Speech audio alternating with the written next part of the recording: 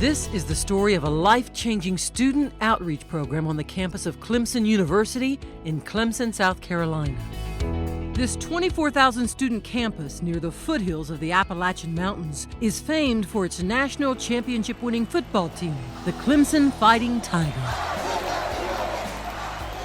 But there has been a quieter story unfolding here for the last 17 years, a fight for educational equity for some rural South Carolina students who are often left behind. We're really trying to change the college-going culture in these areas on the I-95 corridor.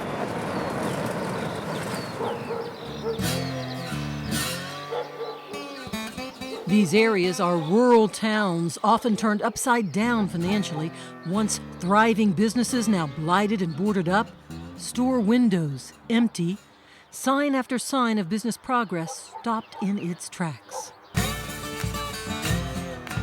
So how did small South Carolina towns like Allendale, towns that tourists used to visit on the way to the Atlantic Ocean beaches, fall off of the economic rails? Job loss, for one. When I-95 was built, people started using 95. And they stopped traveling through rural towns, stopped pouring tourism dollars into area businesses. That has never recuperated. And so we haven't found another industry to take that over. Industries such as textile mills and tobacco farms close too. And as jobs leave, so do people. The rural town of Allendale is one of many with a shrinking population and a shrinking school system. A primary school here no longer resounds with the voices of children. It sits shuttered in a barren field of dreams. No one comes.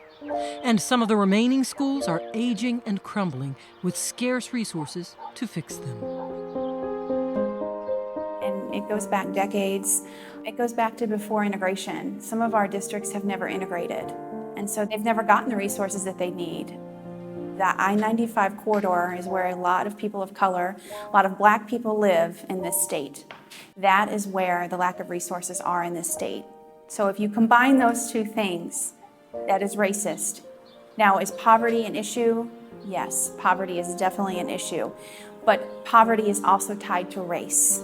Some call the neglect of South Carolina's poorest schools the corridor of shame, a stain on the state's image, not the schools. They say it robs rural students of their potential, leaving many unprepared for college. So you have some kind of core issues or concerns to look at within your community.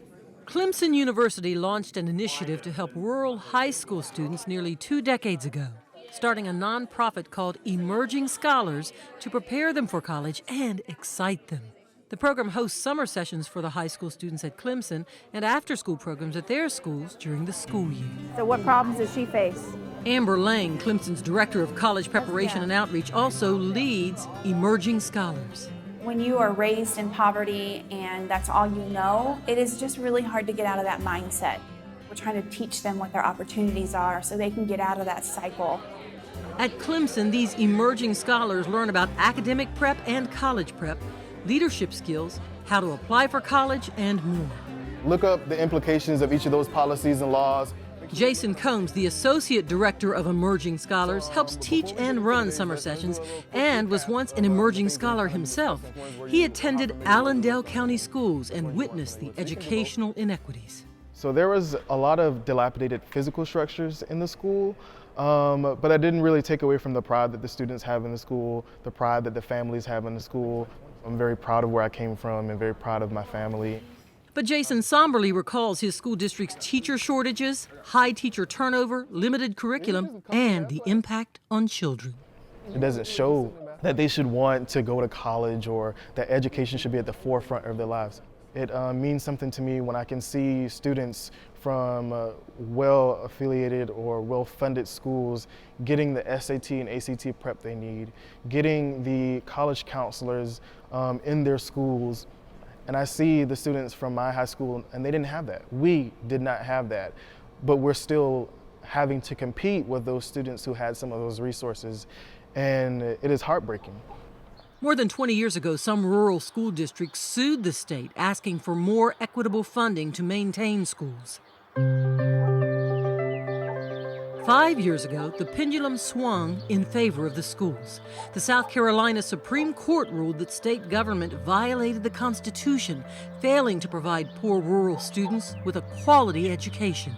The Supreme Court set goals for the state, ordering it to work with the schools to solve problems. And in recent years, the state government has gotten on track, investing millions in schools and taking control of a few districts with poor academic records, including Allendale County. But for the ones that you're not familiar with, look more into it and kind of figure out like the implications that it's had on us. But the work at Clemson has been steadfast, unmovable, empowering Jason's success as he empowers other emerging scholars. Jason graduated from Clemson with a full-ride scholarship in political science, and he has returned as a grad student, getting a master's degree. But Jason isn't the only emerging scholar success story from the town of Allendale. These brothers, Jalen and Jerome Polite, are following the same path. Emerging scholars changed my community a lot. So really it's changing like the younger minds. I know in the public, you guys were Jerome is heading into his junior year at Clemson after taking emerging scholars programs in high school. He now mentors current emerging scholars in the summer, including his brother Jalen, who is still in high school but determined to go to college. Now I see if you want to do something in life, it helps a lot. It makes it easier. And good things often come in threes. There is one more Polite brother, Justin, the middle son, who was also an emerging scholar in high school. That really opened up my mind to college. Justin will soon be a college sophomore at Clemson University. He's in Allendale with his parents on this day for a summer job. And this is a family of Clemson fans ever since the boys were little. Pictures tell the story. So this was y'all first trip to Clemson. That's you, Justin, and then Jalen and Jerome. The boys visited the campus as kids. They rooted on the Clemson Tigers, and they felt a mascot kinship with their own football team, the Allendale Tigers. Clemson is their dream college, especially now that two of the Polites are students there. It was everything I hoped it would be. Natasha and Jerome Polite gave their boys two goals for their future, college or the military. All three of their sons joined the junior ROTC in high school, but they had their sights set on a 4-year degree. To me, the college education is everything. I've told them since they were young, what college do you want to go to? So I kind of try to make it exciting that this is a goal, this is something that everybody does. Latasha's love for learning is personal. She has won local and state awards as an elementary school teacher in Allendale, and she prepped her kids for success. So even though we were like A+ students, we still had to go to summer school. And she would make us like read books or like do work a grade ahead of us. The Polites taught their children persistence, resilience, and hard work despite deficiencies in resources in Allendale schools. I understand that we don't have what everybody else has, but I want my children to succeed in spite of. So I tell them, and they see these negative things on the news, and I said, so what are we going to do to make it different? So we don't let them use those things as crutches. No matter what was going on around my kids, they stayed focused. I made sure, and my wife made sure that they stayed focused. So focused that emerging scholars gave Jerome a full-ride scholarship to Clemson. And a year later, the program did the same for Justin. Their hard-working parents, a teacher and a truck driver, breathed a sigh of relief, no longer worried about how to pay for their son's dreams. That was a blessing, financial blessing.